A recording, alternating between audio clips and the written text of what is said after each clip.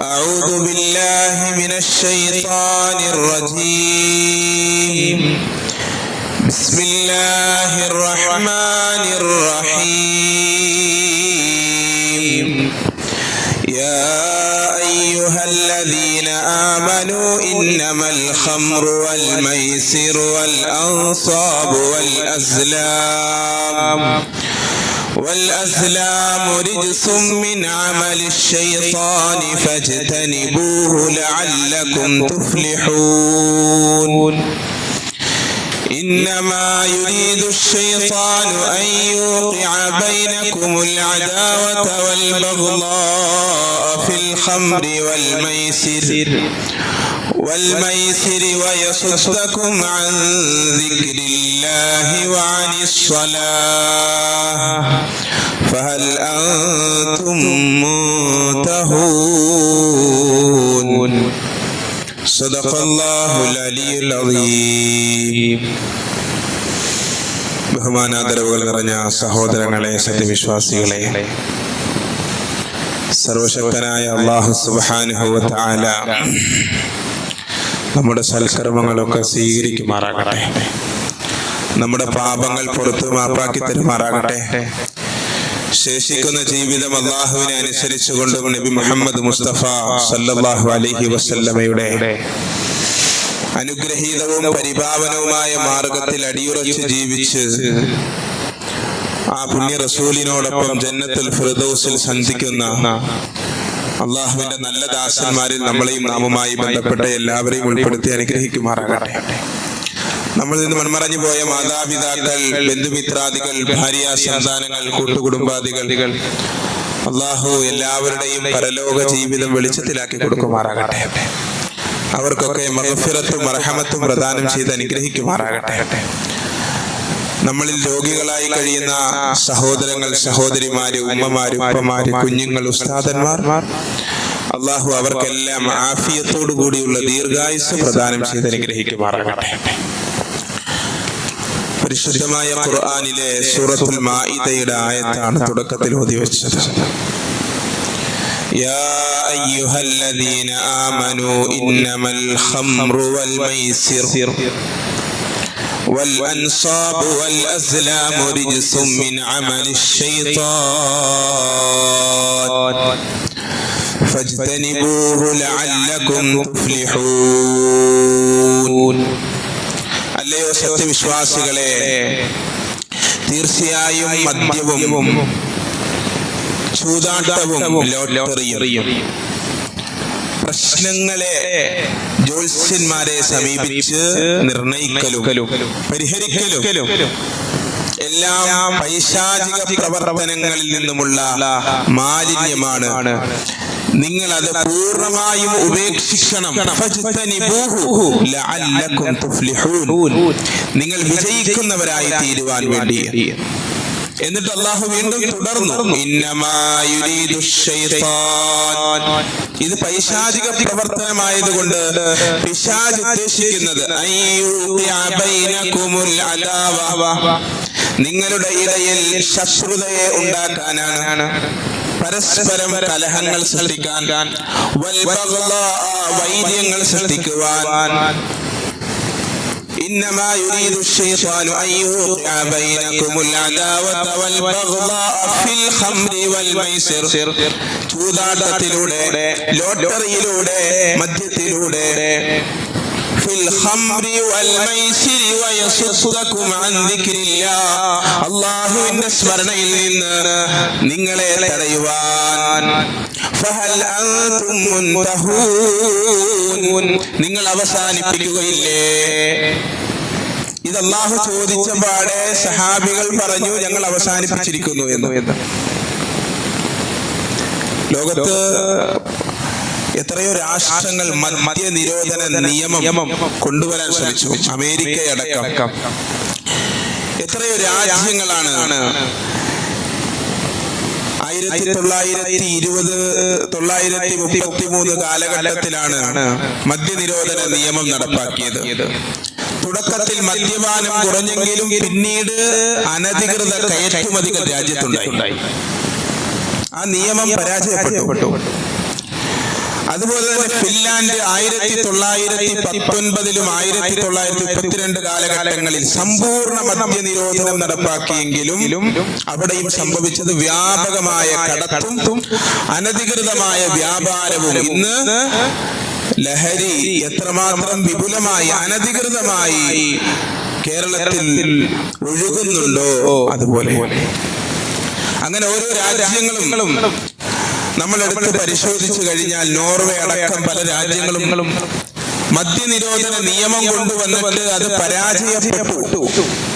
അവിടെ ഇസ്ലാം വിജയിച്ചത് എങ്ങനെയാണ്? 1400 വർഷങ്ങൾക്ക് ഇപ്പുറവും മദീനയിൽ മദ്യനിരോധന നിയമം അങ്ങനെ തന്നെ നിലനിൽക്കുന്നു.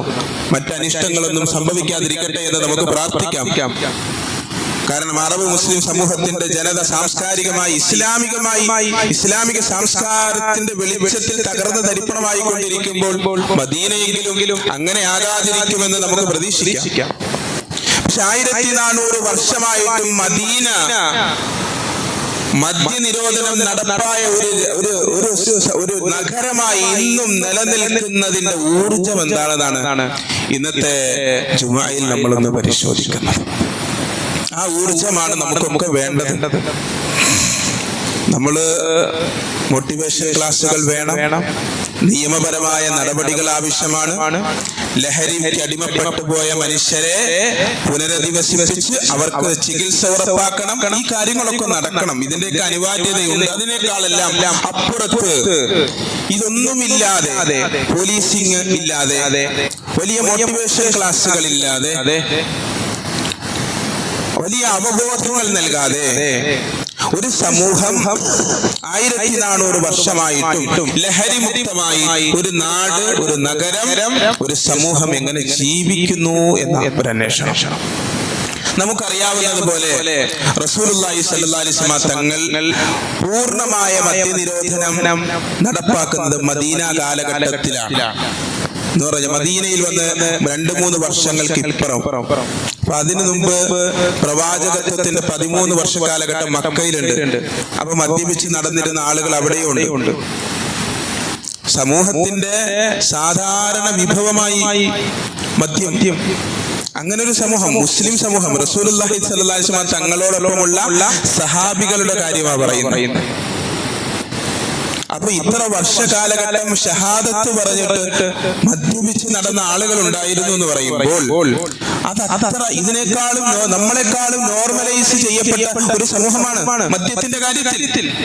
അത് നമുക്ക് മനസ്സിലാകണമെങ്കിൽ സൂറത്തുൽ നഹ്ലിന്റെ ആയത്ത് പരിശോധിച്ചാൽ മതി. എങ്ങനെയാണ് വളരെ ഗ്രാജുവലി മദ്യനിരോധന നിയമം പരിശുദ്ധമായ ഖുർആനിലൂടെ അല്ലാഹു ആ സമൂഹത്തിൽ നടപ്പാക്കുകയും ഇൻതഹൈനായ റസൂലുള്ളാഹ്, ഞങ്ങൾ അത് അവസാനിപ്പിച്ചു റസൂൽ എന്നവർ പറയുകയും ചെയ്തത്. സൂറത്തുൽ നഹ്ലിന്റെ ആയത്തിൽ ഇങ്ങനെയാണ്: വമിൻ സമറാത്തിൻ നഖീലി വൽ ആനാബി തത്തഖിദൂന മിൻഹു സഖറൻ വരിസ്ഖൻ ഹസനാ. ഈന്തപ്പനയിൽ നിന്നും മുന്തിരികളിൽ നിന്നും വമിൻ സമറാത്തിൻ നഖീലി വൽ ആനാബി തത്തഖിദൂന മിൻഹു സഖറ, അതിൽ നിന്നും നിങ്ങൾ നിർമ്മിക്കുന്നു സഖറൻ, ലഹരിയെ, വരിസ്ഖൻ ഹസനാ, നല്ല ഭക്ഷണത്തെയും. ഇത്രേ പറഞ്ഞോളൂ. മുന്തിരിയിൽ നിന്നും ഈന്തപ്പഴത്തിൽ നിന്നും നിങ്ങൾ ലഹരിയും നല്ല വിഭവവും നല്ല ഭക്ഷണവും നിങ്ങൾ ഉണ്ടാക്കുന്നു. അപ്പൊ ഇതിന് ഇവിടെ മനസ്സിലാകുന്ന വിഷയം, ലഹരി ഭക്ഷണത്തിൽ സാധാരണ പോലെ അവര് മദ്യം ഉപയോഗിച്ച ഒരു ജനതയാണ്. ഏത് സൽക്കാരങ്ങൾ വിളിച്ചാലും ഒരു ഗ്ലാസ് മദ്യം കൊടുക്കും. അങ്ങനെ ജീവിച്ച ഒരു സൊസൈറ്റിയാണ്. അവരോട് ഇങ്ങനെയാ പറഞ്ഞത്: നിങ്ങൾ അതിൽ നിന്ന് ലഹരിയും ഉണ്ടാക്കുന്നു, നല്ല ഭക്ഷണവും ഉണ്ടാക്കുന്നു എന്ന് മാത്രം പറഞ്ഞു. അപ്പൊ സ്വാഭാവികമായിട്ടും നല്ല ഭക്ഷണമല്ലേ ലഹരി എന്നവർ ചിന്തിക്കാൻ തുടങ്ങി. ആദ്യം രണ്ടാക്കിയിട്ടല്ലേ പറഞ്ഞത്? ലഹരി വേറെ, നല്ല ഭക്ഷണം വേറെ. ആദ്യം ഒരു സ്പാർക്ക് ഇട്ട് കൊടുക്കുകയാണ് പരിശുദ്ധമായ ഖുർആൻ. അതിൽ തന്നെ അള്ളാഹുവിന് എന്തോ ഒരു അനിഷ്ടം ലഹരിയോടുണ്ട് എന്നവർക്ക് മനസ്സിലായി. കുറച്ച് ആളുകളെങ്കിലും അതിൽ നിന്നും ഒഴിവാകാൻ തുടങ്ങി. ഇതാണ് മദ്യനിരോധനത്തിന്റെ ആദ്യത്തെ ഒരു സാഹചര്യം എന്ന് പറയും. പിന്നെ അല്ലാഹു സുബ്ഹാനഹു വ തആല പരിശുദ്ധമായ ഖുർആനിൽ പിന്നെ അവർ അന്വേഷിക്കാൻ തുടങ്ങുകയാണ്. ഇപ്പൊ മദ്യം കുഴപ്പമാണോ? ലഹരി കുഴപ്പമാണോ? ലഹരി പ്രശ്നമാണോ? അള്ളാഹുവിന് ഇഷ്ടമല്ലേ? റസൂലിന് ഇഷ്ടമില്ലേ? ആരാണ് എന്ന് ആലോചിക്കണം.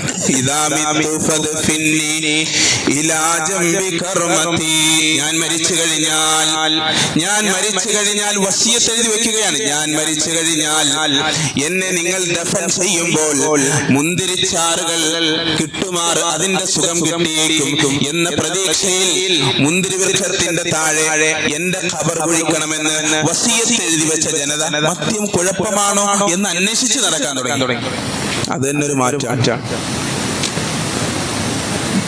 മനുഷ്യരുടെ മാനസിക അവസ്ഥകളെ, അവരുടെ വ്യഗ്രതകളെ, അവരുടെ താല്പര്യങ്ങളെ അടിച്ചമർത്തുന്ന നിയമസംഹിതയുടെ പേരല്ല ഇസ്ലാം. എത്ര സൂക്ഷ്മമായിട്ടാണ് മദ്യനിരോധനം പരിശുദ്ധമായ ഖുർആൻ യാഥാർത്ഥ്യമാക്കുന്നത് എന്ന് നമ്മൾ കാണണം. യസ്അലൂനക അനിൽ ഖംറി വൽ മൈസിർ ഖുൽ ഫീഹിമാ ഇസ്മുൻ കബീറുൻ വമനാഫിഉ ലിന്നാസ്. അവർ താങ്കളോട് ചോദിക്കാൻ തുടങ്ങിയിരിക്കുന്നു. അങ്ങനെയാണ് ആയത്ത് സൂറത്തുൽ ബഖറ. യസ്അലൂനക അനിൽ ഖംറി വൽ മൈസിർ. അവർ താങ്കളോട് ചോദിക്കാൻ തുനിഞ്ഞിരിക്കുന്നു. അനിൽ ഖംറി വൽ മൈസിർ, മദ്യത്തെക്കുറിച്ചും ലോട്ടറിയെ സംബന്ധിച്ചും ചൂതാട്ടത്തെ സംബന്ധിച്ചും. പ്രവാചകരെ അങ്ങ് പറഞ്ഞു കൊടുക്കുക. ഫീഹിമാ ഇസ്മുൻ കബീറുൻ വമനാഫിഉ ലിന്നാസ്. അവ രണ്ടിലും വലിയ പാപമുണ്ട്, വലിയ കുറ്റമുണ്ട്. വമനാഫിഉ ലിന്നാസ്, ജനങ്ങൾക്ക് ചില പ്രയോജനങ്ങളുമുണ്ട്. അള്ളാഹു പറയാണ് ലോട്ടറിയിൽ, മദ്യത്തിൽ ജനങ്ങൾക്ക് പ്രയോജനമുണ്ട് എന്ന് പറയുന്നത് ഇത് ഉപയോഗിക്കുന്ന, ഈ തിന്മയിൽ മുഴുകി ജീവിക്കുന്ന മനുഷ്യരുടെ മാനസികാവസ്ഥയെ മുൻകൂട്ടി തന്നെ അതറിയാം. അപ്പോഴും പൂർണ്ണമായി ഒഴിവാക്കണമെന്ന് അള്ളാഹു പറയുന്നില്ല. ജനങ്ങൾക്ക് എന്താണ് പ്രയോജനം? ഒരു ഗ്ലാസ് മദ്യപിക്കുമ്പോൾ ചിലപ്പോൾ ഒരു ഉന്മേഷം കിട്ടും. നേരത്തെ ഉണ്ടായിരുന്ന പ്രയാസങ്ങളൊക്കെ ഒന്ന് മാറും. ടെൻഷൻ ഫ്രീ ആവും. ഇങ്ങനത്തെ ചില താൽക്കാലികമായി ഇൻസ്റ്റന്റ് ആയിട്ടുള്ള ചില സുഖങ്ങൾ നിങ്ങൾക്ക് ലഭിച്ചേക്കും. അത്രേ പറഞ്ഞോളൂ. ഇത് കേട്ടപ്പോഴും വലിയൊരു വിഭാഗം ആളുകൾ പൂർണ്ണമായ മദ്യനിരോധനം നടപ്പാക്കാതെ തന്നെ മദ്യത്തെ ജീവിതത്തിൽ നിന്നും ഒഴിവാക്കി തുടങ്ങി. പിന്നെ മൂന്നാം വിശദമാക്കാൻ സന്ദർഭമല്ല, പിന്നെ മൂന്നാമത്തെ അടുത്ത ആയത്ത് അല്ലാഹുവിൻ്റെതുണ്ടാകുന്നു. യാ അയ്യുഹല്ലദീന ആമനൂ ലാ തഖറബുസ് സ്വലാത വഅൻതും സുകാറാ ഹത്താ തഅലമൂ മാ തഖൂലൂൻ. നിങ്ങൾ നമസ്കാരത്തിലേക്ക് ലഹരി ഉപയോഗിച്ചുകൊണ്ട് അടുക്കുക പോലും ചെയ്യരുതല്ലയോ വിശ്വാസികളെ. നിങ്ങൾ അറിയുന്നില്ല നിങ്ങൾ എന്താണ് പറയുന്നത് എന്ന് പോലും. ഇതാണ് ആയത്ത്. അതിന് പശ്ചാത്തലമുണ്ട്. മഗ്രിബ് നമസ്കാരത്തിന് നിസ്കരിക്കാൻ ഇമാമത്ത് നിന്ന ഇമാമിന് തെറ്റിപ്പോയി. സൂറത്തുൽ കാഫിറൂൻ തൗഹീദിന്റെ അധ്യായമാണ്. ഓതി വന്നപ്പോൾ ശിർക്കായി. നിങ്ങൾ ആരാധിക്കുന്നതിനെ ഞാൻ ആരാധിക്കുന്നില്ല എന്ന് പറഞ്ഞതില് എന്ന് പറഞ്ഞു. നിങ്ങൾ ആരാധിക്കുന്നതിനെ നമ്മളും ആരാധിക്കുന്നു എന്നാ പറഞ്ഞു. അപ്പൊ നിങ്ങളുടെ ദൈവങ്ങൾ ഞങ്ങളുടെയും ദൈവങ്ങളാണ്. തൗഹീദ് പറയേണ്ട ആയത്ത് ശിർക്കായി. ഈ പശ്ചാത്തലത്തിൽ അടുത്ത വളരെ ശക്തമായ നിയമം വരുന്നു.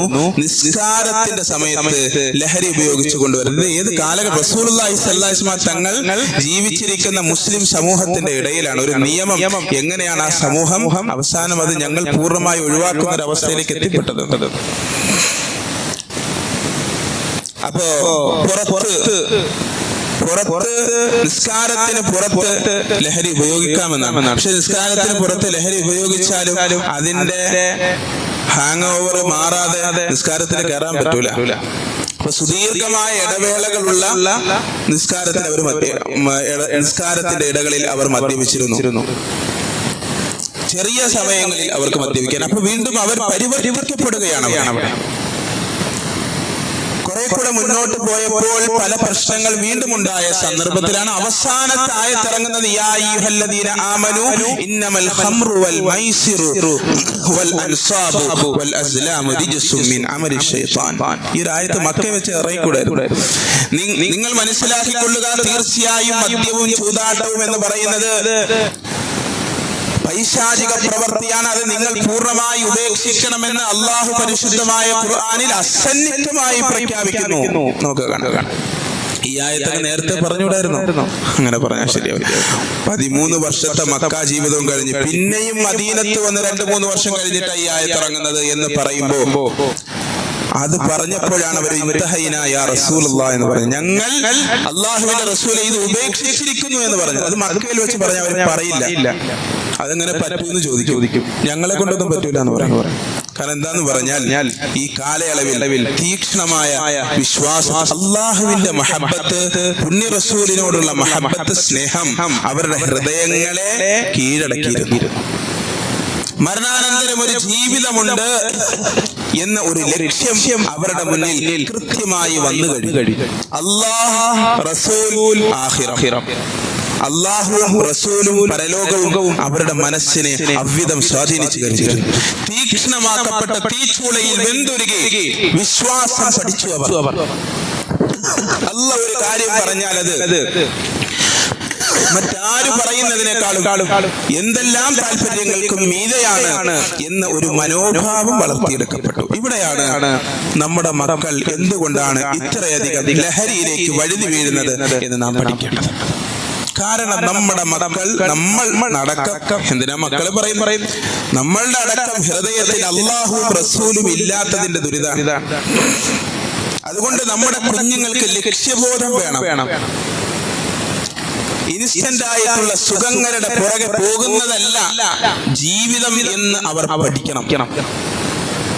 അത് മനസ്സിലാക്കണം. താൽക്കാലികമായ സുഖങ്ങൾ അത് വെടിയാൻ അവർ തയ്യാറാകണമെങ്കിൽ അവരുടെ ഹൃദയത്തിൽ അല്ലാഹുവും റസൂലും വേണം. മരണത്തിന് ശേഷമുള്ള ജീവിതത്തെ പറ്റി ബോധം വേണം. നമ്മൾ അവർക്ക് ഭക്ഷണം വാങ്ങിക്കൊടുത്തു, നല്ല വസ്ത്രങ്ങൾ വാങ്ങിച്ചു കൊടുത്തു, ഒരു കുറവും വരുത്താതെ എല്ലാ കാര്യങ്ങളും ചെയ്തു കൊടുത്തു. പക്ഷേ ഇത് അവരുടെ ഹൃദയത്തിൽ സ്ഥാപിക്കാൻ ഞാനും നിങ്ങളും എന്ത് പണിയെടുത്തിട്ടുണ്ട്? അവിടെയാണ് അവർ പറയുന്നത്, ഞങ്ങൾ ഇനി എത്ര ലഹരിയുടെ ലോകത്ത് അത്തരം ക്യാമ്പസുകളിൽ, കോളേജുകളിൽ, സാഹചര്യങ്ങളിൽ എവിടെ തന്നെ ജീവിച്ചാലും ഞങ്ങളുടെ വിശ്വാസം കൊണ്ട് ഞങ്ങൾ ഈ സമൂഹത്തിന്റെ ഇടയിൽ പിടിച്ചു നിൽക്കുമെന്ന് പറയുന്നു.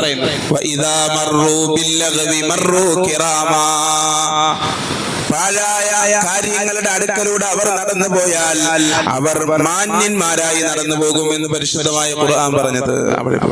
അങ്ങനെയുള്ള ചെറുപ്പക്കാരില്ല, ഇപ്പൊ ഉണ്ട്, ഇഷ്ടംപോലെ കുട്ടികൾ. ഇത്രയും ലഹരി നിർബന്ധിച്ച് സുഹൃത്തുക്കൾ പരസ്പരമുള്ള കൂട്ടുകാരുടെ ഇടയിൽ ലഹരി ഉപയോഗിക്കാതെ പിടിച്ചു നിൽക്കാൻ കഴിയാത്തത് കൊണ്ട് ലഹരി ഉപയോഗിക്കുന്ന കുട്ടികളാണ്. കാരണം അവരുടെ ഇടയിൽ പിടിച്ചു നിൽക്കണമെങ്കിൽ ലഹരി ഉപയോഗിച്ചു. ഫസ്റ്റ് ആദ്യത്തെ കവറിന്റെ പൈസയും അവൻ കൊടുത്തോളൂ, ബാക്കി ഇവൻ ചോദിച്ചു മേടിച്ചോളൂ. അങ്ങനെ തുടങ്ങുന്ന കുട്ടികൾ. പക്ഷെ ഇത്രയേറെ ശക്തമായ സാഹചര്യങ്ങൾ ഉണ്ടായിട്ട് എത്ര അധികം മക്കളാണെന്നറിയാം ഈമാനോടുകൂടി മേഖലയെ പിടിച്ചിരിക്കുന്നത്.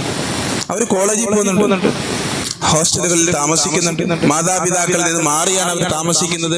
ഈ നഗരങ്ങളുടെ പൈശാചികതയുടെ ഇടയിലാണ് അവരുള്ളത്. പക്ഷെ അവർ ഈമാൻ സംരക്ഷിച്ചുകൊണ്ട്, നമസ്കാരം നിലനിർത്തിക്കൊണ്ട്. അതെങ്ങനെ വരുന്നു? ഹാഫിലിങ്ങളുടെ ആലിമീങ്ങളുടെ കാര്യമൊന്നുമല്ല പറയുന്നത്, സാധാരണക്കാരായ മക്കളുടെ കാര്യം പറയും. ചെറുപ്പക്കാരായ കുട്ടികൾ യൗവനത്തിന്റെ തിളപ്പിൽ വഴിതെറ്റി പോകുന്നു എന്ന് നാം വിലപിക്കുന്ന യൗവനങ്ങൾക്കിടയിലെ അമൂല്യമായ എന്ന് പുണ്യ റസൂൽ അടയാളപ്പെടുത്തിയ യുവാക്കളാണ്. നാളെ അർശിന്റെ തണൽ ലഭിക്കുന്ന 7 വിഭാഗം ആളുകളെ പുണ്യ റസൂൽ സല്ലല്ലാഹു അലൈഹി വസല്ലം തങ്ങൾ എണ്ണിയപ്പോൾ പറഞ്ഞു, അള്ളാഹുവിനെ അനുസരിച്ചുകൊണ്ട് ജീവിച്ച ചെക്കന്മാരുണ്ട് കേട്ടോ. അവർക്ക് റബ്ബ് അവന്റെ അർശിന്റെ തണൽ നാളെ ഒരു ചാൺ മുകളിൽ സൂര്യൻ ഉദിച്ചു നിൽക്കുന്ന വേളയിൽ നൽകി ആദരിക്കുമെന്ന് പറഞ്ഞു. ആ ചെറുപ്പക്കാരെ പറ്റി പറയും. അങ്ങനെ ജീവിക്കണമെങ്കിൽ നമ്മുടെ ഈ ലഹരി ഒഴുകുന്ന ഈ അന്തരീക്ഷത്തിൽ മക്കൾ അങ്ങനെ ജീവിക്കണമെങ്കിൽ അവരുടെ ഖൽബിൽ അല്ലാഹുവും റസൂലും ആത്മാർത്ഥമായി ഇറങ്ങണം. നമ്മുടെ ഭവനങ്ങളുടെ അന്തരീക്ഷം ആ രൂപത്തിൽ നിർമ്മിക്കപ്പെടണം. അപ്പോഴാണ് ആ മാറ്റങ്ങൾ സംഭവിക്കുക. താൽക്കാലിക സുഖങ്ങളെ അവഗണിക്കുകയും യഥാർത്ഥ സുഖങ്ങളിലേക്ക് കടന്നു വരികയും ചെയ്യും. അല്ലാഹു ലഹരിയെ സംബന്ധിച്ച് പരിശുദ്ധമായ ഖുർആനിൽ പറഞ്ഞൊരു വാക്ക് ശ്രദ്ധേയമാണ്. إنما يريد الشيطان أن يوقع بينكم العداوة والبغضاء في الخمر والميسر ويصدكم عن ذكر الله. ലഹരിയിലൂടെ നിങ്ങളെ തടഞ്ഞുകൊണ്ടിരിക്കുന്നത് അല്ലാഹുവിന്റെ സ്മരണയിൽ നിന്നാണ്.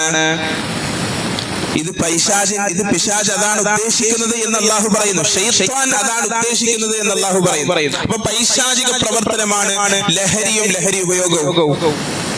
ഈ പൈശാചിക പ്രവർത്തനങ്ങളും ഇലാഹി പ്രവർത്തനങ്ങളും തമ്മിലുള്ള വ്യത്യാസം അത് തന്നെയാണ്. പിശാചിന്റെ പ്രവർത്തനങ്ങളുടെ അതിന്റെ റിവാർഡ് പെട്ടെന്ന് കിട്ടുന്നതാണ്. പക്ഷെ ഇലാഹി പ്രവർത്തനങ്ങളുടെ അള്ളാഹുവിന്റെ മാർഗത്തിലുള്ള പ്രവർത്തനങ്ങളുടെ റിവാർഡ് കുറച്ച് കഴിയും.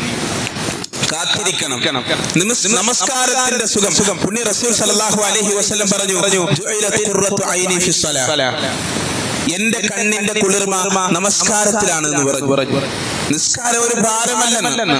അള്ളാഹുവിന്റെ മുമ്പിൽ കൈകെട്ടി പരിശുദ്ധ ഖുർആൻ പാരായണം ചെയ്ത് ഞാൻ എന്റെ റബ്ബിന്റെ മുമ്പിലാണ് നിൽക്കുന്നത് എന്ന ബോധ്യത്തോടെ പടച്ചവനോട് സംസാരിക്കുന്ന ആ സംസാരത്തിലെ സംഭാഷണത്തിലെ രസമുണ്ടല്ലോ, സുഖം, അത് നമുക്ക് അനുഭവിക്കണമെങ്കിൽ ആസ്വദിക്കണമെങ്കിൽ സമയമെടുക്കും.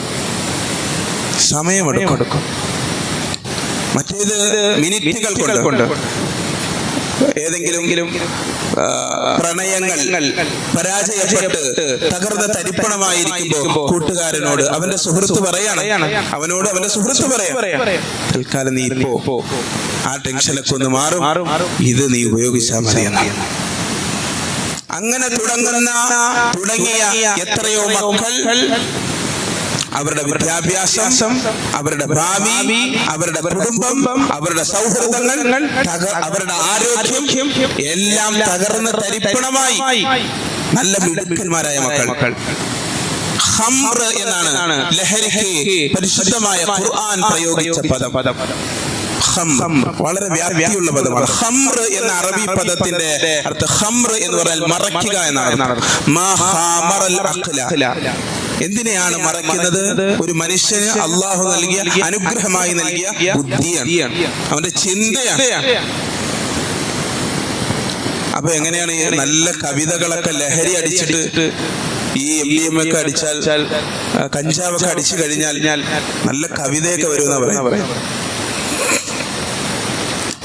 വളരെ ഇൻസ്റ്റന്റ് ആയിട്ടുള്ള സുഖങ്ങളുടെ പുറകിൽ ആളുകൾ പോവുകയും, അതുകൊണ്ട് ഞാൻ പറഞ്ഞു വരുന്നത് ഇലാഹി മാർഗത്തിലേക്ക് നാമും നമ്മുടെ മക്കളും നമ്മുടെ കുടുംബവും കടന്നു വരാതെ ഇതിന്റെ പരിഹാരമാവുകയില്ല. അവർക്ക് ബോധം വേണം, അള്ളാഹുവിനെ പറ്റി ബോധം വേണം, പുണ്യ റസൂലിനെ പറ്റി ബോധം വേണം, മരണത്തിന് ശേഷമുള്ള ജീവിതത്തെ സംബന്ധിച്ച് ബോധം വേണം. അപ്പൊ പറയും, ഞങ്ങൾ നിർത്തി റസൂൽ സല്ലല്ലാഹു അലൈഹി വസല്ലം. അങ്ങനെയാണ്. അപ്പോ ഒരു സുപ്രഭാതത്തിലല്ല മദ്യനിരോധനം നടപ്പാക്കിയത്. എത്ര വർഷം എടുത്തു? 15 വർഷം എടുത്തു. പൂർണ്ണമായ മദ്യനിരോധന നിയമം അള്ളാഹുവിന്റെ റസൂൽ മദീനയിൽ നടപ്പാക്കാൻ 15 വർഷം എടുത്തു എന്ന് പറയുമ്പോൾ നമ്മൾ ആലോചിക്കണം, ആ 15 വർഷം എന്താണ് റസൂൽ ചെയ്തത്? അള്ളാഹുവും റസൂലും ആഖിറവും അവരുടെ ഹൃദയത്തിൽ തറപ്പിച്ചു കൊടുത്തു. ഈമാനിന്റെ മാധുര്യം അവർ അറിഞ്ഞു, നിസ്കാരത്തിന്റെ കുളിർമ അവർ അറിഞ്ഞു. അപ്പോൾ കോടിക്കണക്കിന് മദ്യ മുതലാളിമാർ അവരുടെ മദ്യത്തിന്റെ ബാരലുകൾ എടുത്ത് ഒഴുക്കി കളഞ്ഞു.